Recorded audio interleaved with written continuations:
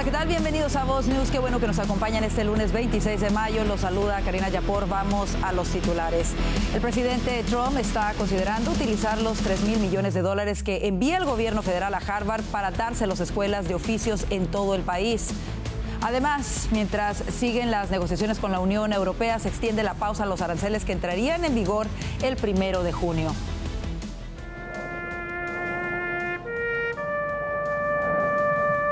Y hoy se recordó en Washington y en toda la nación a todos aquellos militares que han muerto al servicio de nuestro país. Los detalles de esto y más en Voz News, que comienza ya.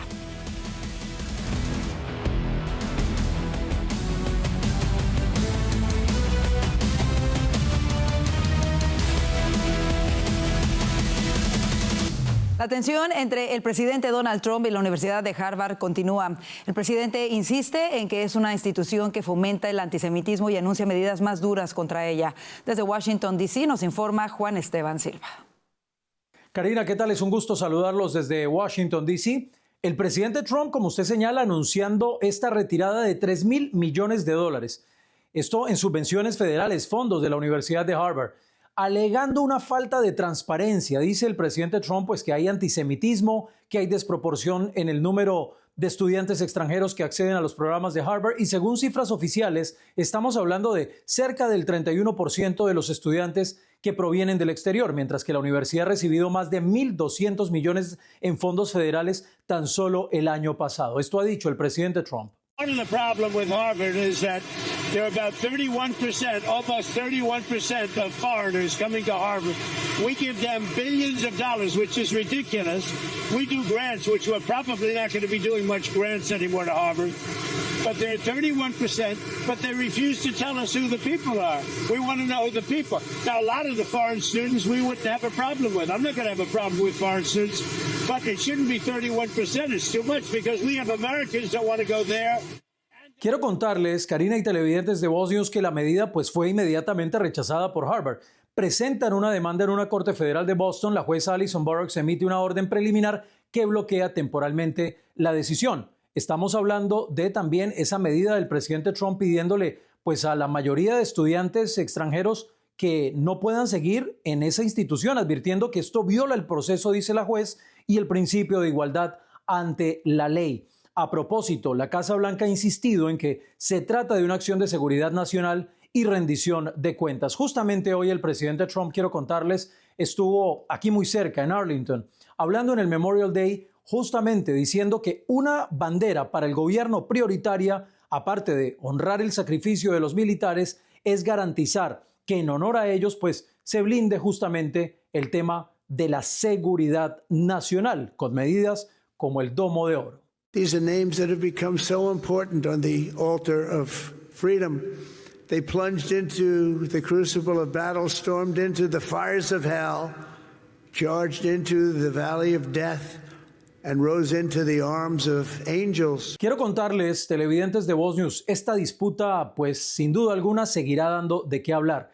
Esa tensión entre el gobierno federal y Harvard, pues seguramente seguirá escalando. Y el Congreso discutiendo nuevas reglas para el uso de fondos públicos en universidades. El caso continuará seguramente en los tribunales en las próximas semanas y conoceremos decisiones de la justicia. Es la información desde Washington, D.C. para Voz News. Juan Esteban Silva. Gracias, Juan Esteban. En más información, el presidente Donald Trump apuntó contra Vladimir Putin por los últimos bombardeos rusos en Ucrania.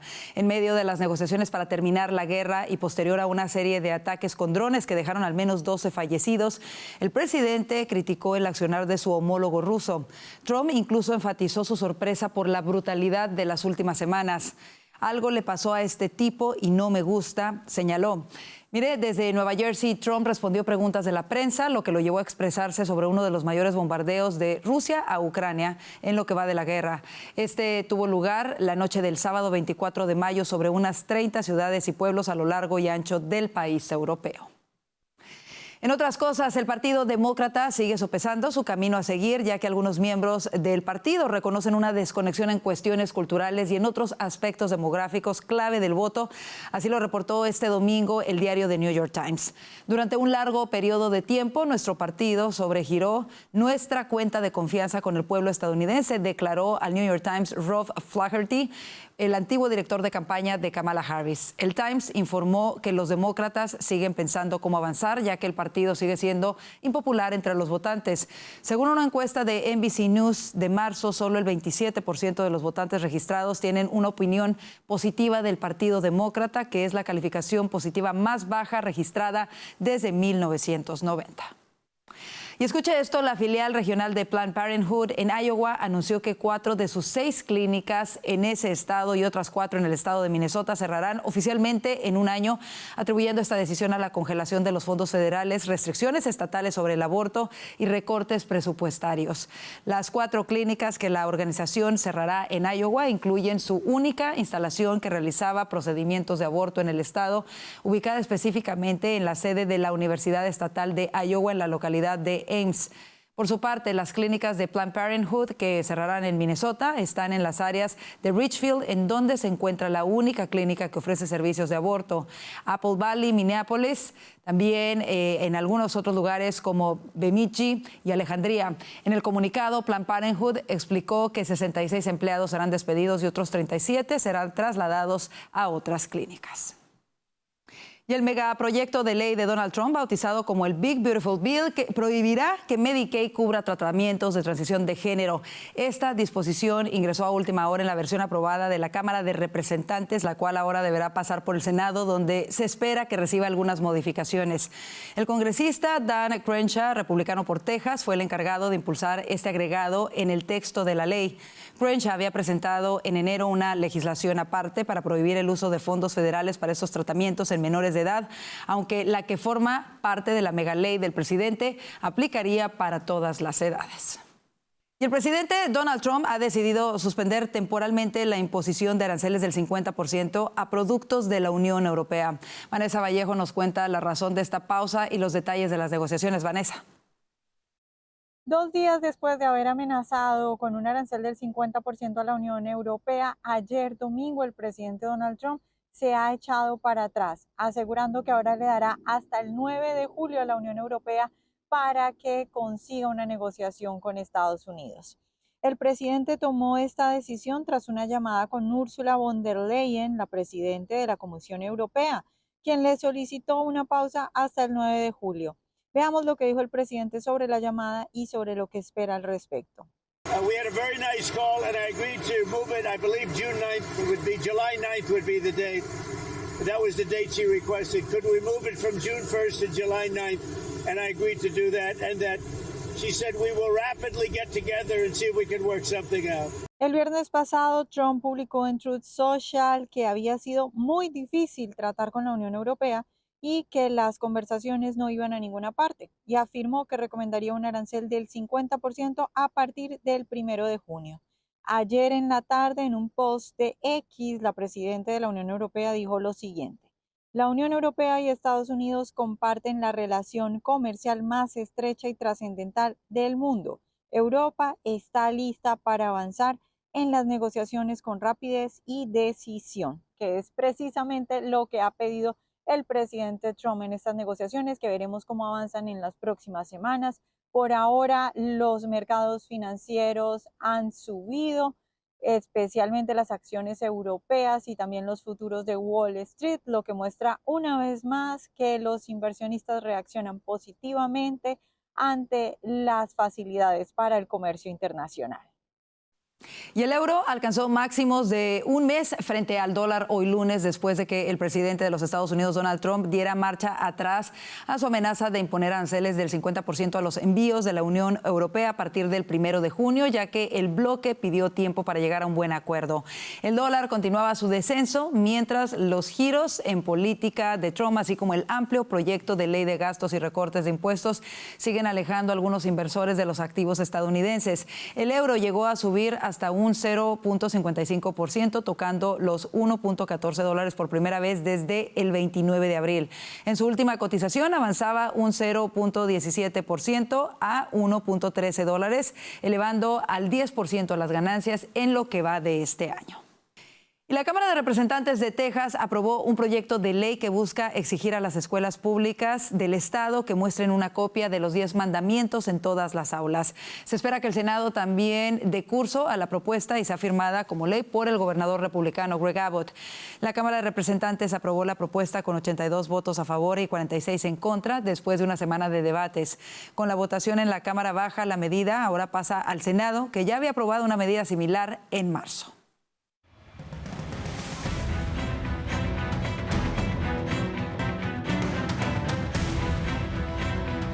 En una noticia en desarrollo, las celebraciones por la victoria del Liverpool tras ganar la Liga Premier se tornaron en tragedia luego de que un conductor embistiera a la multitud que se había reunido en las calles de Liverpool City para festejar.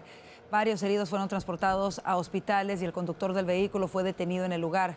Las autoridades siguen investigando las causas de estos hechos que ocurrieron alrededor de las 6 de la tarde hora local. Las actualizaciones de este caso las puede encontrar en nuestro portal voz.us. Así nos vamos a la pausa comercial. En minutos estará con nosotros Claudia Macero, una de las 5 personas rescatadas de la Embajada de Argentina en Venezuela. Ya volvemos con esto y más.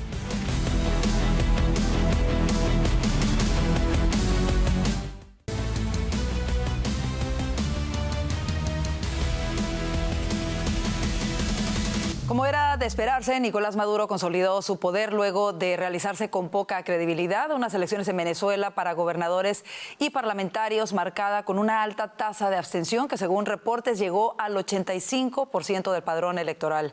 Una pequeña fracción opositora participó en este proceso, pero perdió todas las gobernaciones a excepción de una en un estado del centro del país.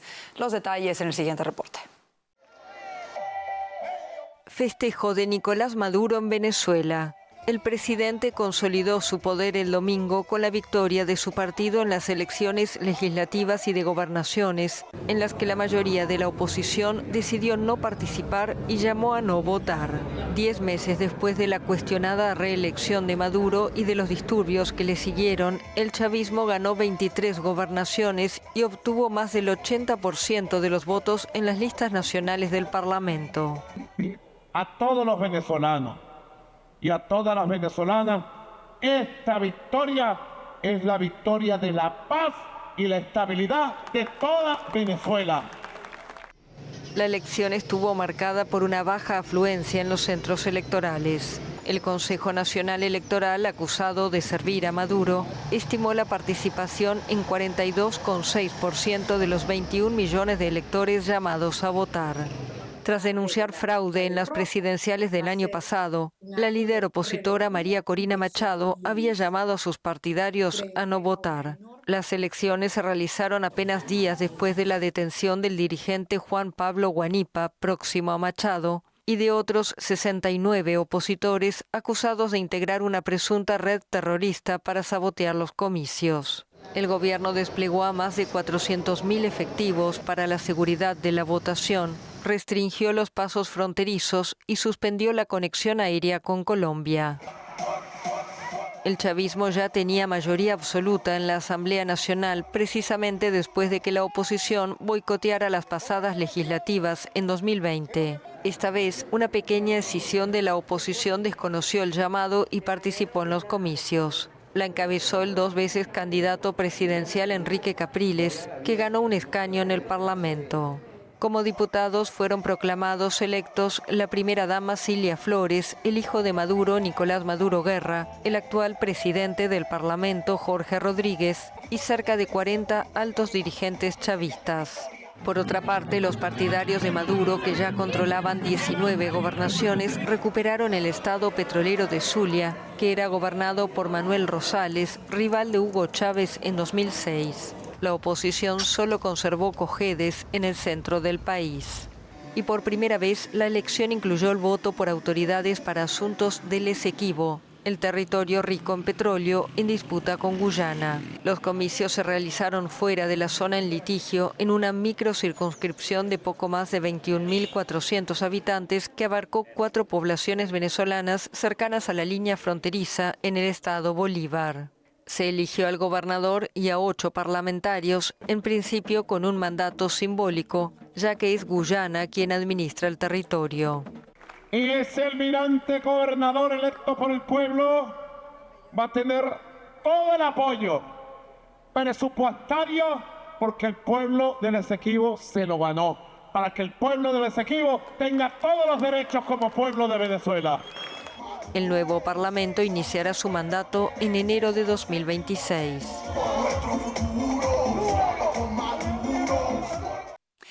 Y continuando con el tema de Venezuela, este fin de semana los 5 rescatados de la Embajada Argentina en Caracas ofrecieron una rueda de prensa en la que agradecieron al gobierno de Donald Trump por su rescate y reiteraron que su liberación no fue parte de una negociación con el régimen de Maduro. Justamente hoy nos acompaña una de las personas que estuvo más de un año refugiada en esta sede diplomática, la periodista y coordinadora de comunicación del partido de María Corina Machado, Claudia Macero. Bienvenida a Voz News. Claudia, primero que nada, qué alegría, evidentemente, que ustedes estén bien. Tú fuiste, de hecho, la primera en salir de la embajada y que además estaba custodiada por funcionarios de la dictadura. Lo primero que quisiera preguntarte es, ¿qué fue lo que te llevó a refugiarte ahí? Y luego, ¿por qué decidiste arriesgarte a escapar durante este operativo?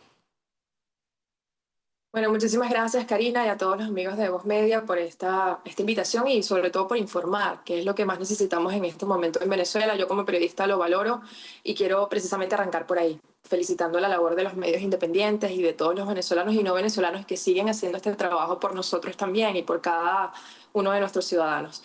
Sí, en efecto, yo salí antes, no he dado detalles sobre eso precisamente por la seguridad de quienes participaron en ese proceso. Yo entré en la embajada porque había una clara amenaza sobre nosotros. En mi caso, junto a Pedro Uruchurtu y Henry Alviares, que hoy está preso en el helicoide, además hay que decir, más de un año preso. Habíamos estado antes en la Embajada de Países Bajos precisamente por una amenaza sobre el Esequibo. Nos acusaron de todo lo que se les ocurrió y tuvimos que refugiarnos 15 días. Luego salimos con medidas producto de una negociación donde se intercambió Alex Saab, si ustedes recuerdan, y luego, bueno, recibimos nuevamente una amenaza, o sea, no hay garantía con este régimen de que tú puedas, en efecto, ser parte de una negociación o ser parte de un proceso, porque no hay libertad posible con Maduro en Venezuela y con Maduro en el poder. Y luego lo que pasó fue que nuestros nombres fueron nuevamente mencionados en una rueda de prensa de, bueno, el fiscal del régimen, Tarek William Saab, donde se nos acusaba esta vez ahora de, bueno, ser reincidente supuestamente de un ataque contra el régimen, ¿no? Esto pasó el mismo día que se llevaron preso a Henry. Nosotros sabíamos que veníamos nosotros y tuvimos que refugiarnos en la Embajada de Argentina, a cuyo gobierno, por supuesto, agradezco por la rapidez con la que atendió el caso. Ahora, ha pasado muchísimo tiempo, más de un año, 12, 13, 14 meses, se dicen fácil. Pero ¿cómo fue para ti vivir el encierro en una embajada en donde además en violación del derecho internacional se les cortaron los suministros más básicos como el agua y la electricidad por meses? Es muy duro. Mientras yo estuve ahí, no solamente eso, fueron las amenazas de asedio, de ingresar a la embajada, bueno, armas, a nuestras familias, todo. Es duro porque además tú no estás acostumbrado a vivir en un espacio primero encerrado, obviamente en mejores condiciones que quienes están presos hoy en las cárceles, y yo quiero siempre destacar eso a propósito de mis compañeros Gavito González y Julio Balsa, que están presos como muchos otros, más de 800 que están secuestrados por el régimen, pero es una situación que además te obliga a pensar en tus límites, ¿no? Y en cómo la libertad, bueno, se queda limitada a un espacio diplomático, y además frente al silencio de una comunidad internacional que, bueno, hay que decir que le quedó grande mucho este caso, ¿no? Nosotros tuvimos que enviar no sé cuántas cartas a través de Pedro, que además es el que se encarga de estas relaciones. Tuvimos que hacer no sé cuántos contactos con la Cruz Roja, con la iglesia, y nadie se acercó. Los únicos que entraron al final de este proceso fueron los de la Cruz Roja. Entonces, es muy difícil porque además en los últimos tiempos ni siquiera había visitas familiares. Eso es algo que hasta quienes están presos en una cárcel tienen derecho a tener. El tema limitaciones de conexión, o sea, limitaciones físicas, o sea, ¿cómo es que tú no puedes ni lavar ropa, no te puedes bañar? O sea, había que cargar agua desde la piscina o desde el tanque para poder bañarte. O sea, esto es una cosa denigrante, ¿no? Por supuesto. Y aún así, en nuestro caso había que trabajar. O sea, nosotros no dejamos de trabajar un día y eso es algo que para nosotros era fundamental, porque no era solamente por nuestra libertad. Nosotros estamos trabajando también por el rol que tenemos en esta campaña inicialmente. Ganamos una elección desde ahí y en ese contexto.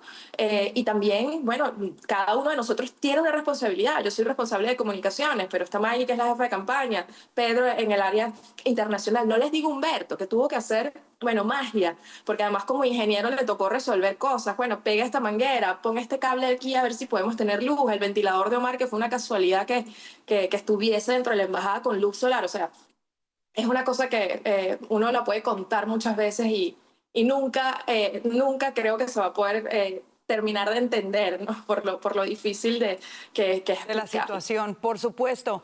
Claudia, tú agradeces al secretario Marco Rubio, de hecho se reunieron con él, bueno, y al gobierno de los Estados Unidos. ¿Cuál fue la participación de ellos y qué tan importante ha sido ese cambio de administración en los Estados Unidos para lograr precisamente lo que se logró hablando de este rescate?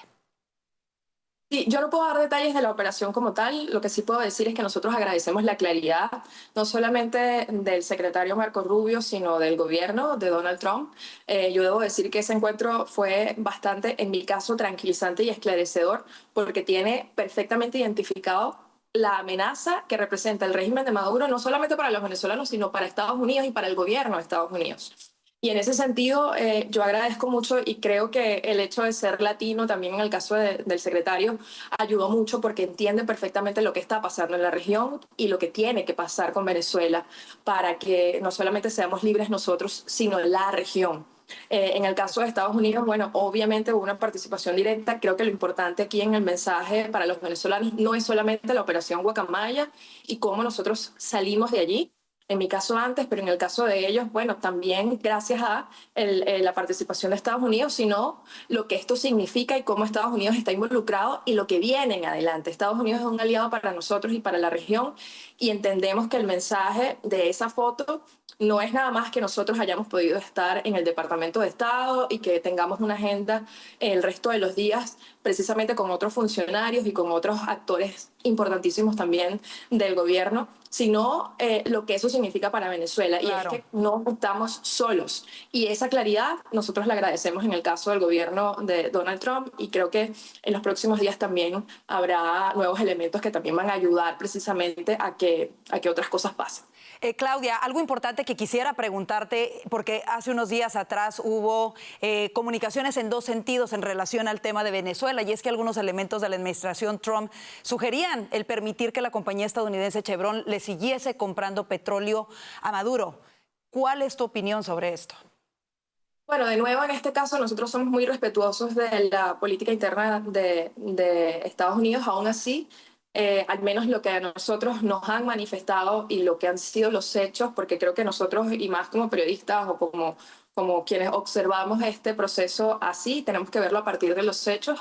Hay una clara línea roja, que es que todo el que hace negocios con Maduro también tiene una responsabilidad en la criminalidad y en las consecuencias de esas relaciones, ¿no? En el caso de Chevron está claro que obviamente hay un montón de intereses allí jugando. Nosotros también, dentro de estos encuentros que hemos tenido, ha quedado claro que esa línea o eso se cerró. Mañana es un día importante y ustedes lo tienen seguramente también marcado, como muchos venezolanos, en términos de lo que va a pasar con esa licencia. Y creo que es importantísimo que los venezolanos entiendan que una cosa es lo que dicen los lobistas, una cosa es lo que dicen quienes obviamente tienen intereses en que Chevron y otras compañías, porque no es solo Chevron, sigan funcionando y trabajando con Maduro, sino en lo que va detrás. O sea, hay temas administrativos que obviamente requieren tiempo, pero no hay que caer en la narrativa de quienes piensan que este proceso no se va a acabar o que van a seguir haciendo negocios sin que haya consecuencias. Creo que Estados Unidos lo tiene claro. Y allí mañana lo que yo diría es que la línea, los mensajes estén claros en términos de no dejarse confundir. Siempre va a haber gente que va a decir o va a pensar que, bueno, otra vez esto se va a extender. Chevron es apenas el 30% del financiamiento de Maduro. O sea, el secretario de Estado lo ha dejado claro. Así es, que no van a extender esa licencia. Así es, y lo ha dejado clarísimo. Entonces, bueno, yo creo que hay que confiar en lo que va a pasar y entender que aquí hay un proceso que no puede seguir en términos de cómo está afectando a los venezolanos. Mientras nosotros estamos hablando, y eso quiero cerrar, y tenemos compañeros que siguen siendo perseguidos, siguen siendo asediados. Yo quiero enviar un mensaje precisamente sobre eso. Esto no ha parado. Hay gente que sigue bajo amenaza y ese es el real peligro que hay, no solamente para los venezolanos, sino para quienes bueno, obviamente tienen relaciones con el régimen y son parte de este momento tan complicado. Claro. Claudia, antes de que se nos termine el tiempo, en 30 segundos, aunque aún no se han mostrado las actas de las elecciones presidenciales de junio de 2024 y siguen las denuncias de fraude, ayer se realizaron unas elecciones en Venezuela y se registró un alto índice de abstención. ¿Qué mensaje le da esto a la dictadura de Maduro y cómo crees que lo ve la comunidad internacional? Bueno, lo primero es que eso no es una elección, es una farsa. Ellos se han encargado de decir que, bueno, nosotros hemos boicoteado. Yo creo que nosotros no movimos ni esto. O sea, la gente está clara de que había que dejarlos solos, que no había que acudir a los centros, que la gente ya votó porque votó el 28 de julio y ese es el proceso que nosotros ahora tenemos que revalorizar y reforzar. La gente entiende que no hay posibilidad de mandar o de tener un cargo bajo este sistema. O sea, los curules que se dieron, revisen. Yo creo que hay que revisar. O sea, ¿qué poder realmente tiene un gobernador hoy en Venezuela que no se arrodille o no se presente frente a Maduro? Y eso es lo que hay que ver. O sea, ayer los venezolanos dieron una lección que va mucho más allá de María Corina, va mucho más allá de Vente, va mucho más allá de Ven, que es no. Y cuando a mí me engañan, cuando no tengo posibilidades de decir la verdad, cuando sé que eso no representa ningún tipo de poder o ningún tipo real de legitimidad o elección, no voy. Así me amenacen, así me busquen, así me ofrezcan dinero.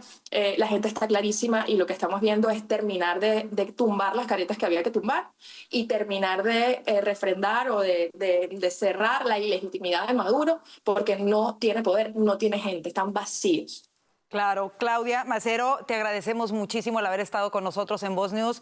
Bendiciones, por supuesto, para ti y de verdad admirable la valentía que han tenido.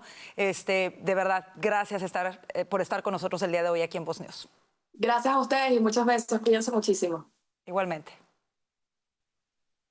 En otras cosas, el rapero cubano El Funky, conocido por su participación en el tema Patria y Vida, confirmó el sábado en las redes sociales que su caso migratorio fue oficialmente reabierto en Estados Unidos y que no enfrenta el riesgo de deportación como habían afirmado rumores difundidos en redes sociales. A todos mis hermanos y seguidores quiero darles buenas noticias, escribió el artista en su cuenta de Instagram agradeciendo a su equipo legal por el resultado favorable. El Funky también aprovechó la publicación para aclarar versiones que circulaban en plataformas digitales. Acerca de los rumores y noticias fake que circulan por redes sociales, les aclaramos que El Funky no será deportado. En su mensaje, el músico aseguró tener mucha fe en este gobierno y en el proceso legal, destacando su confianza en que podrá regularizar su estatus migratorio. Además, el anuncio fue acompañado de un mensaje de gratitud a sus seguidores y una oración.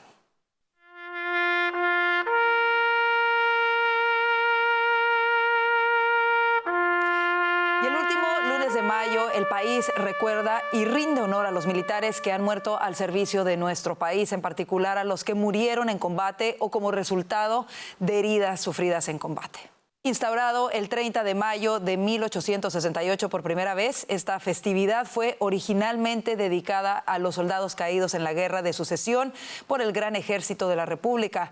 El objeto inicial del festivo era esparcir flores en las tumbas de los soldados que murieron en defensa de su país durante la última rebelión.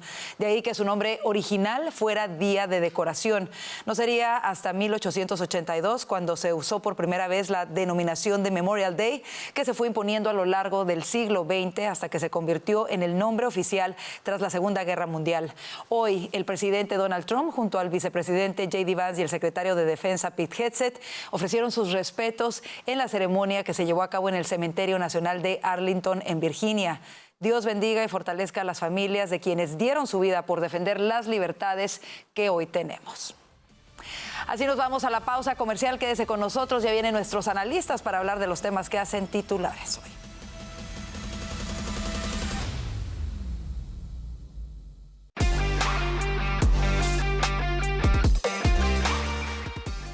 La disputa legal entre Harvard y la administración Trump continúa y pareciera estar lejos de acabarse. Ahora hablamos de una congelación y la reasignación de fondos a otras instituciones. Para hablar de ello a profundidad, le damos la bienvenida a Vanessa Vallejo, analista político de Voz, Alfonso Aguilar, abogado y analista político de Voz, y Orlando Avendaño, periodista y analista político de Voz. Y bueno, comenzamos con este tema que lo habíamos estado tocando desde la semana pasada. Y ahora el presidente Trump dice que podría redirigir esos miles de millones de dólares en fondos federales que se le otorgan a Harvard a otras instituciones educativas que enseñan oficios, quizá, por ejemplo, como los community college o los junior colleges, que de alguna manera en 2 años preparan a los estadounidenses. La pregunta que muchos se hacen ¿es justificable que la administración congele miles de millones de dólares en fondos federales a esta universidad? Y si creen que deberían las universidades estar obligadas a rendir cuentas de cómo utilizan estos fondos, especialmente si se perciben como promotoras de ideologías contrarias a los intereses nacionales, como en este caso le está pasando a Harvard. Comienzo contigo, Alfonso. Bueno, en términos de si él puede tomar ese dinero e enviárselo a community colleges o colegios comunitarios, hay que ver lo que dice la ley. Porque la ley es posible que diga que esos fondos solo pueden utilizarse para ciertas instituciones o para instituciones postsecundarias que no incluyen community colleges. O sea que realmente hay que ver. De mi punto de vista, yo creo que sería una buena inversión porque hoy por hoy, francamente, yo creo que hay muchos estudiantes que les sería más costo efectivo ir a un community college que a una universidad. En el community college pueden desarrollar destrezas particulares que son más mercadeables que a veces tener un bachillerato de Harvard, por increíble que suene, pero esa es la realidad. Pero en cuanto a la decisión del presidente, todo va a depender de lo que dice la ley. El presidente está frustrado porque Harvard no está dando información sobre estudiantes internacionales. Yo sé que Harvard quiere defender la autonomía académica, yo respeto eso, pero otra cosa es cuando ya hay serios amenazas a la seguridad de Estados Unidos internamente de personas extranjeras, y ellos tienen muchos estudiantes con vínculos a organizaciones antisemitas, incluso gente que abiertamente apoya a Hamas. Entonces es importante que le den esa información a la administración. Si no lo hacen, pues yo creo que la administración debería efectivamente ponerle la presión para que lo haga. Pero al final todo va a depender de lo que diga la ley, porque si el Congreso dice le tienen que dar ese dinero a Harvard, el presidente no va a tener mucho espacio para no dárselo. Y precisamente hablando de ello, bueno, lo sabemos y lo reportamos, la semana pasada Harvard ha demandado a la administración Trump argumentando que sus acciones violan la primera enmienda y la autonomía académica desde una perspectiva conservadora. Ahora, ¿en dónde se encuentra el equilibrio entre permitir que las universidades operen libremente y asegurar que no promuevan lo que muchos consideran ideologías antiamericanas o divisivas? Vanessa. Yo creo que después de haber visto que rectores de esas universidades tuvieron que llamar a los estudiantes judíos y a decirles ellos mismos que no fueran por unos días porque estaban en riesgo sus vidas, creo que ya es evidente que ahí se ha cruzado una línea. Cuando estos estudiantes se toman partes de la universidad e incluso ya los rectores tienen que llamar a la policía para pedir ayuda, es evidente que se ha cruzado una línea. Y en medio de todo el ambiente de antisemitismo que está viviendo el país, pues yo creo que es claro para muchos que hay que tomar acciones respecto a esto. Y el punto es que durante años de la administración Biden, muchos de estos estudiantes creyeron que no había consecuencias, porque efectivamente no las había, porque la administración la administración Biden no hacía nada al respecto. Pero la ley dice claramente que usted no puede estar acosando a personas y poniendo en riesgo sus vidas. Entonces creo que es evidente para cualquier persona que tenga, digamos, la honestidad de reconocer las cosas, que aún si no le parece bien lo que está haciendo el Estado de Israel, aquí ya se cruzó una línea y es importante que se tomen medidas porque está poniendo en riesgo la vida de personas. Orlando, ¿cómo lo ves tú? ¿Cómo ves esta acción que está tomando la administración Trump y cómo verías la potencial reasignación de estos fondos a otro tipo de instituciones educativas? Mira, las medidas son drásticas, pero es que obedecen a tiempos y momentos drásticos. Efectivamente, la situación es crítica. Ya no se trata simplemente de un problema ideológico, sino un problema de seguridad nacional. Vimos lo que pasó la semana pasada cerca del Museo Judío. Claramente ahí hay una responsabilidad en el mundo académico. Estos jóvenes que nunca han viajado al Medio Oriente, que no tienen una relación directa con el Medio Oriente, con los grupos terroristas del Medio Oriente, no obstante se atreven a suscribirse ideológicamente a estos grupos. Y eso es porque en las universidades se ha creado un entorno para que ello sea así, sea legítimo y además sea alentado. Eso es lo que debe cambiar. Eso es contrario a los principios de Estados Unidos. Esto no tiene nada que ver con la administración Trump. Y yo creo que la administración Trump tiene la responsabilidad de hacer que las universidades, sobre todo las grandes universidades de Estados Unidos, se acoplen a esos principios. Yo creo que todos podemos convenir en que dentro de una universidad como Harvard, AUPE, se aliente a un grupo terrorista como Hamas y haya espacio para el antisemitismo es algo que es inaceptable, independientemente de si tú eres demócrata o republicano. Entonces yo creo que la administración está en su derecho de forzar que haya cambios en ese sentido. Bueno, y sobre todo, por lo menos de pedir información, como lo están haciendo en este caso, ¿no? Sobre el comportamiento de estos estudiantes internacionales que tienen el privilegio de tener una visa. Y en este caso estamos hablando de fondos federales, de fondos de todos los contribuyentes. Y yo creo que todo el mundo queremos, evidentemente, saber cómo se están usando. Y queremos saber también que las personas que están estudiando en Harvard realmente no representan un riesgo para nuestra nación. Vámonos al siguiente tema. Y es que durante el fin de semana el presidente Trump criticó fuertemente a Putin y señala que no le gusta lo que está haciendo, dejando en claro que no está contento con una situación que quizá en un principio pensó que podría dominar sin problemas.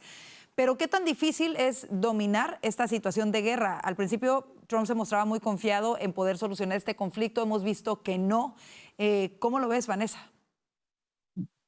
Pues muy difícil, pero yo creo que es como un punto al que se tenía que llegar. Yo creo que igual Putin iba a como hacerle la prueba a Trump a ver hasta dónde aguantaba y hasta dónde él podía ganar. Y yo creo que ya hemos llegado a ese punto en el que Trump cambia por completo la retórica, ya diciendo que está loco, ya diciendo que es un hombre peligroso, más o menos entre líneas diciéndole asesino. Entonces yo creo que ya es ese punto en el cual Putin puede decir, bueno, de pronto ya de aquí no me puedo pasar más.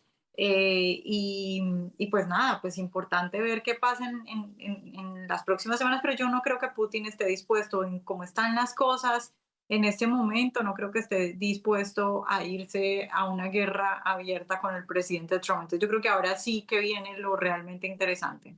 Bueno, de alguna manera vimos que se ha atrevido a atacar de nueva cuenta a Ucrania, haciendo caso omiso de los llamados que le ha hecho Estados Unidos. Orlando, ¿qué crees que vamos a ver en los próximos días? ¿Cuál podría ser la reacción de Estados Unidos? Bueno, yo creo que es positivo que Trump empiece a asumir la naturaleza de Putin. Gran parte del escepticismo que había con respecto a cómo Estados Unidos estaba manejando esto es porque estaba tratando a Putin igual que a Zelensky.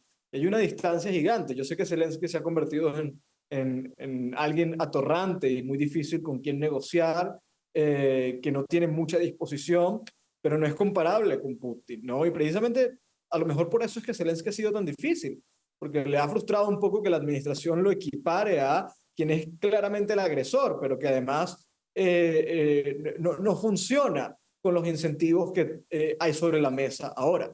Los únicos incentivos con los que puede funcionar Rusia son los incentivos de la presión, de la fuerza, y esos no están hoy sobre la mesa, al menos en el caso de Rusia. Puede amenazar con sanciones económicas o aranceles Donald Trump, pero eso no es suficiente. Rusia hasta hace poco era uno de los países más sancionados del mundo y ahí estaba, resistiendo, y está dispuesto a seguir resistiendo.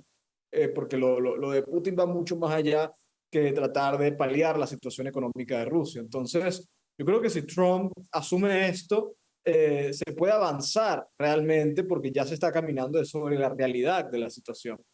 Y bueno, como lo veíamos y lo hemos reportado al principio y lo menciona Orlando, el presidente Trump había intentado una estrategia tanto de amenazas con aranceles fuertes a Rusia como de abrir oportunidades comerciales con Rusia también. Esto al parecer no ha surgido efecto hasta este momento. ¿Cuál crees, Alfonso, que vaya a ser la postura del presidente Trump si no logra terminar pronto con esta guerra? ¿Crees que de alguna manera recrudezca la posición de Estados Unidos, la endurezca en relación a Rusia o simplemente se retire, como escuchábamos también en semanas pasadas de que si no se llegaba a un acuerdo entre Ucrania y Rusia, Estados Unidos simplemente se retiraría de las negociaciones? ¿Cuál crees que vaya a ser la vía que van a seguir? Yo no creo que se vaya a retirar porque ahora hay un acuerdo con Ucrania sobre los minerales. O sea que a Donald Trump y la administración le interesa mantener esa relación con Ucrania para poder hacer dinero de la explotación de esos minerales en Ucrania. Entonces yo creo que esto es un momento significativo en este asunto porque, como bien decía Vanessa, o sea, hemos llegado ya a un punto donde Trump lo está llamando loco. O sea, le dice loco, básicamente le dice asesino, mira toda la gente que estás matando. No sé qué le ha pasado a Putin, dice él, pero se ha vuelto loco. Entonces yo creo que este momento es importante porque sí ya es un extremo. Entonces hay que ver ahora si Putin, además de loco, es tonto. Porque si fuera inteligente, él sabe que con Trump, en un proceso de negociación, él pudiera mantener un pedazo de los territorios que ha adquirido en Ucrania. Pero si él sencillamente se pelea con Trump, Trump es la única posibilidad que él tiene de poder, creo yo, llegar a un acuerdo de paz y mantener algo de los territorios. Si no, lo que creo es que la guerra va a continuar indefinida y Estados Unidos va a seguir apoyando a Zelensky. O sea, yo no creo que eso es algo que le convenga a Putin, pero habrá que ver cómo reacciona. Por eso yo creo que esto ya es un momento de presión extrema, donde Trump ya ha dicho algo que no había dicho, o sea, llamarlo loco. Él dice, mira, yo me he llevado bien con él, pero ya llega a un extremo. Entonces hay que ver si esto lleva a Putin a recapacitar. Si no, yo creo que Putin pierde la posibilidad de que siga un acuerdo de paz y es una guerra indefinida que a la larga creo que él, si todo el mundo está en contra de él, él termina perdiendo, porque lo único que tiene realmente Putin en este momento son armas nucleares, sí, es importante, pero por otra parte económicamente le van a ir cerrando las oportunidades a Rusia y eso va a tener un impacto económico devastador para el país. Rápidamente, antes de irnos a la pausa, en 30 segundos, ¿qué tanto podría Estados Unidos involucrarse en seguir apoyando a Ucrania?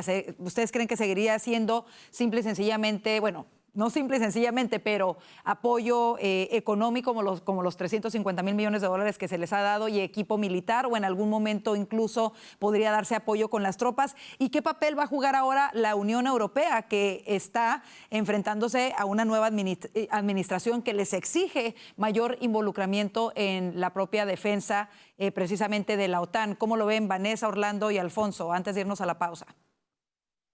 Yo creo que además del dinero que le da, que yo creo que seguiría dándoselo, pues no sé en qué condiciones, pero creo que ese apoyo seguiría. Creo que algo muy importante que puede hacer el presidente Trump y que es un poco parte de su estrategia es marcar como líneas rojas, porque el presidente Trump podría decir de pronto no te pases con esto, no hagas esto, si hace esto va a tener consecuencias. Y creo que eso sería importante, pero eso también depende de qué tanto la Unión Europea esté dispuesta a colaborar. Y eso también podría marcarlo el presidente Trump diciéndole a la Unión Europea o me ayudan con esto o me retiro por completo. Orlando, ¿cómo lo ves? Yo la verdad, yo no veo que Putin necesite a Trump. Yo no creo que Putin hoy tenga incentivos para realmente sentarse a un acuerdo de paz. Yo creo que está jugando con la administración mientras al mismo tiempo sigue avanzando militarmente en Ucrania. Creo que la única forma de realmente sentar a Putin es con presión y disuasión. Pero yo no veo eso viniendo realmente de Estados Unidos y tampoco veo a este Estados Unidos, el Estados Unidos del Partido Republicano actual, continuando con el financiamiento sin condiciones a Zelensky. Y rápidamente, Alfonso, ¿cuál crees que va a ser el involucramiento de la Unión Europea? Es que yo creo que el acuerdo, bueno, la Unión Europea nada, o sea, seguir criticando a Putin y reuniéndose en lugares muy bonitos en Europa con Zelensky, teniendo cumbres. Estados Unidos puede financiar, porque ahora hay una gran diferencia, puede continuar financiando esta guerra porque ahora tiene un acuerdo sobre los minerales en Ucrania, de manera que cualquier dinero que se le envíe, Estados Unidos lo puede recuperar a través de ese acuerdo. Y eso es lo que decía Trump. El problema que había sido enviarle todo ese dinero a Ucrania sin poder recuperarlo. Ahora, si se lo puedes enviar y lo puedes recuperar, pues entonces eso pudiera permitir que Estados Unidos continúe financiando, y eso va a presionar mucho más a Putin, pero lo pone en una posición de desventaja desde mi punto de vista. Por supuesto, interesante el giro que esto pueda tomar. Así vámonos a la pausa comercial. Quédese con nosotros, aún hay más en el panel de Voz.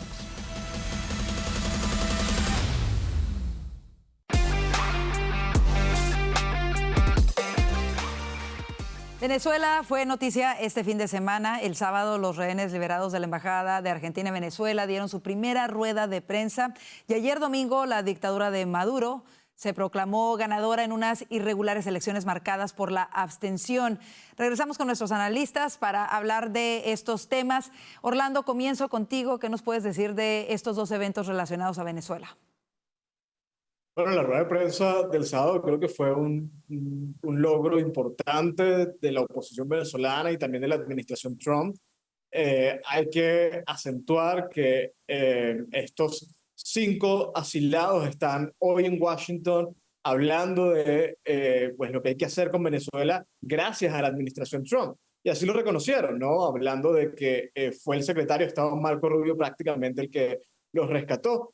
Y eso fue un gran triunfo. Yo creo que hubo otro gran triunfo de la oposición el domingo, cuando la gran mayoría de los venezolanos, más del 85%, repudió el intento de Maduro de legitimarse con un evento completamente fraudulento y entreguista, unas elecciones que nadie serio puede reconocer, y que pues contó más bien con el rechazo de la mayoría, que por cierto se hizo eco del llamado de María Corina Machado de no participar en ese proceso y no agachar la cabeza ante Nicolás Maduro.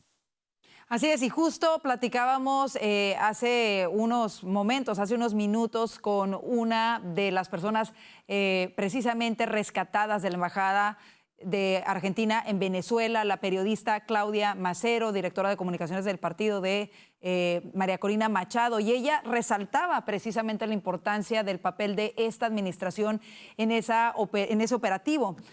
Alfonso, ¿cómo ves la figura de Marco Rubio en la administración Trump y qué tan clave es precisamente para lograr la verdadera democracia en Venezuela? Yo creo que ya bajo contrato todas las preguntas sobre Marco Rubio tienen que ir dirigidas a Orlando.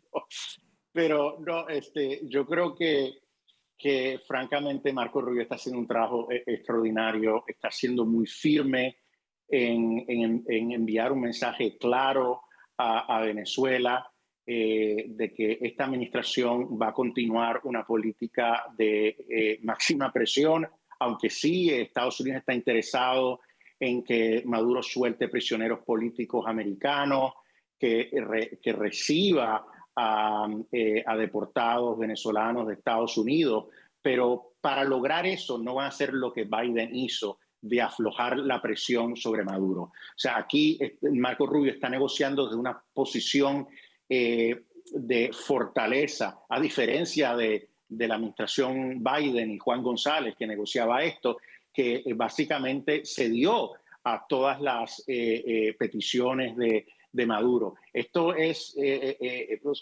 un secretario de Estado que reconoce que Estados Unidos sigue siendo la principal superpotencia en el mundo, en la región, y va a utilizar ese poder para adelantar sus intereses con Venezuela. Bueno, y justo Claudia, ella realmente elogiaba la función que ha tenido Marco Rubio en ese operativo, del cual dijo no podían dar detalles porque de alguna manera dio a entender que sigue en curso. ella dio a entender que no pueden dar detalles porque no es algo que ha terminado con el rescate de ella y 4 de sus compañeros, sino que es algo que sigue en curso, y elogió, por supuesto, y agradeció a la administración del presidente Trump por hacer esto posible. Ahora, Vanessa, ¿cómo ves la política exterior de esta administración con el resto de los países gobernados por la izquierda en América Latina?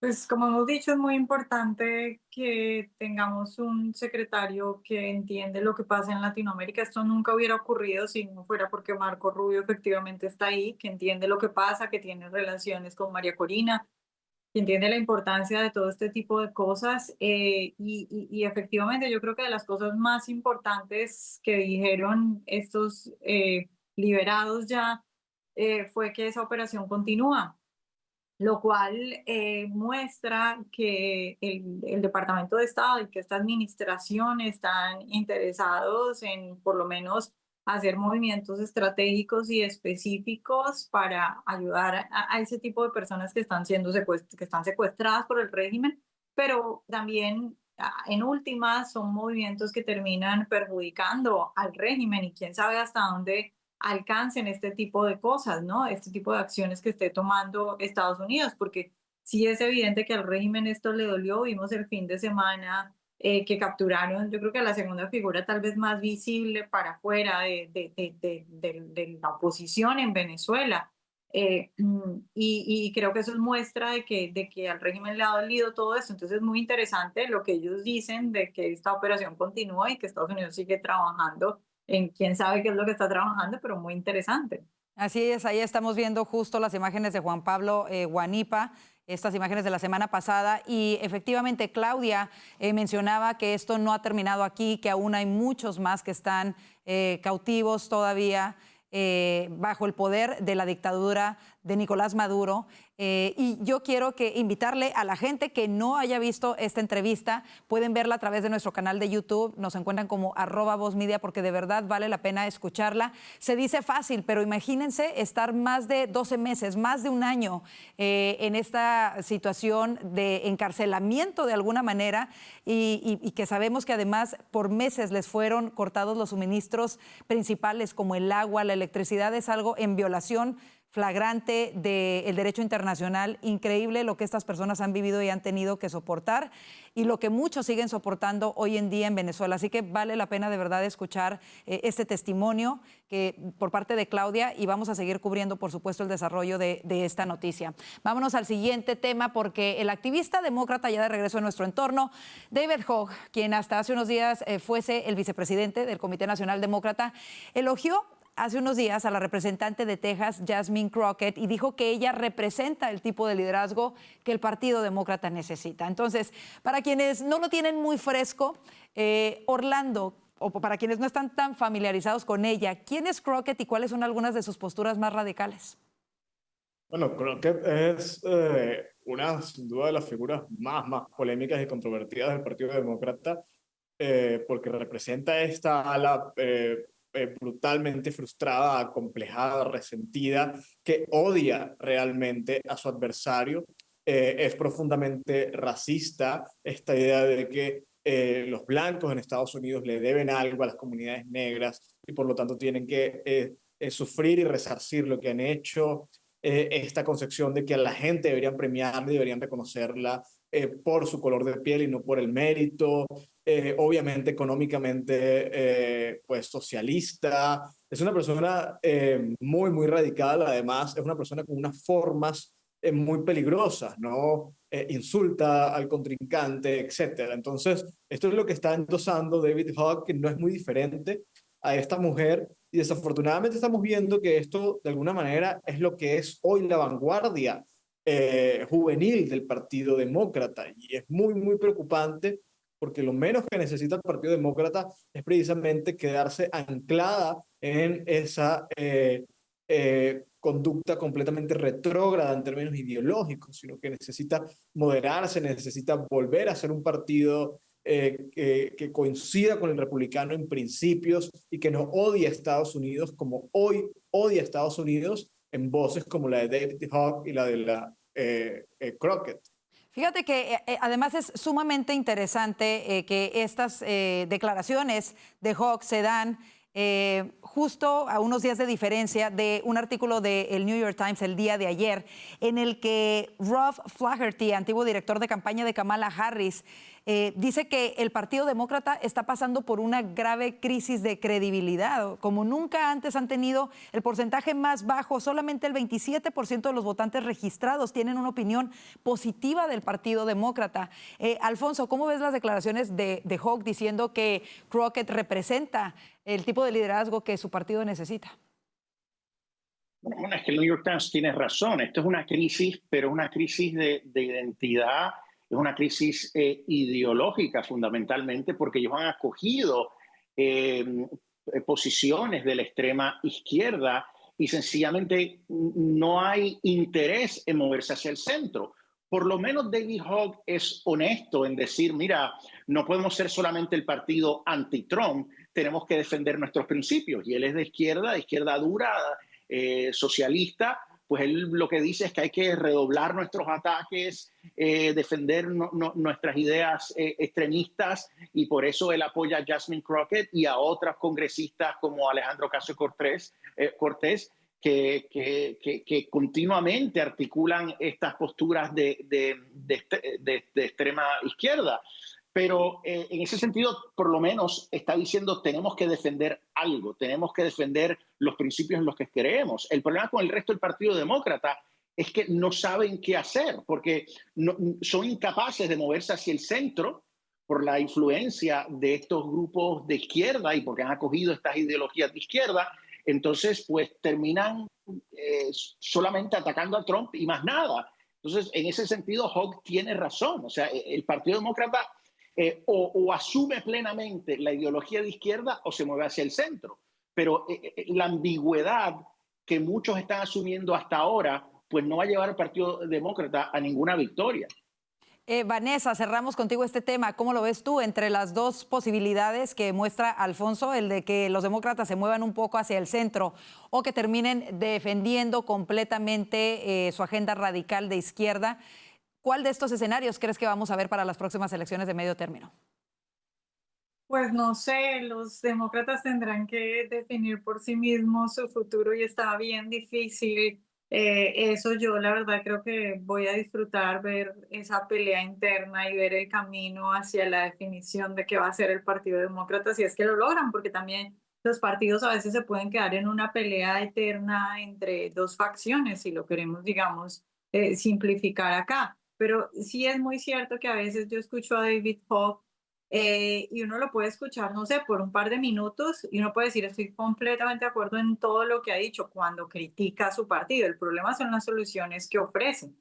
Pero sí es cierto que el partido necesita darle nuevas ideas a la gente, que el partido necesita acción, que hay muchos miembros del partido que están muy ancianos y que no emocionan, todo ese tipo de cosas es cierto, y que el partido, por supuesto, que es la crítica principal que él hace, es que el partido no se puede quedar criticando a Trump, porque ya la gente se cansó de que estén diciendo que Trump es una amenaza para la democracia, ya todo el mundo sabe que eso es una mentira, entonces no tiene ningún sentido que sigan con eso.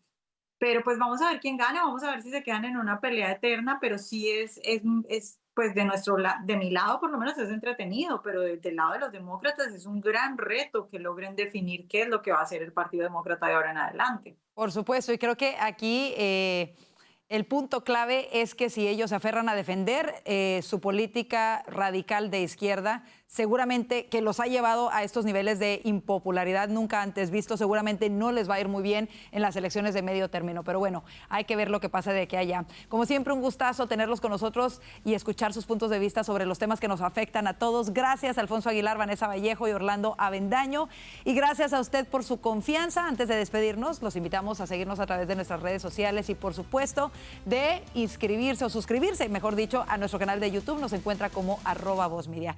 Que tenga una excelente noche, si Dios lo permite. Le esperamos mañana. Bendiciones.